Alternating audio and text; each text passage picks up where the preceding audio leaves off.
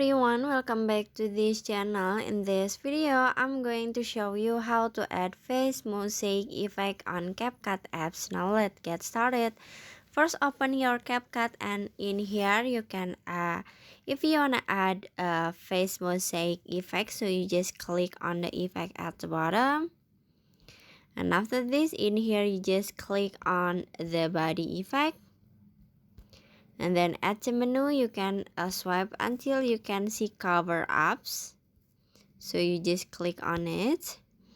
And after this, in here you can see face mosaic. So you just click on the face mosaic and now you just click on the check icon.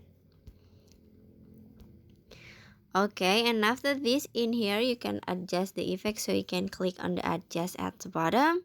You can adjust for the range and for the size. Okay, and after this, in here you just click on the check icon at the bottom. Now you can setting the effect until the end of the video and finish. So that's how to add face mosaic effect on CapCut apps. I hope you found this video to be helpful. If you enjoy with the content, please consider like, comment, and subscribe down below. Bye bye.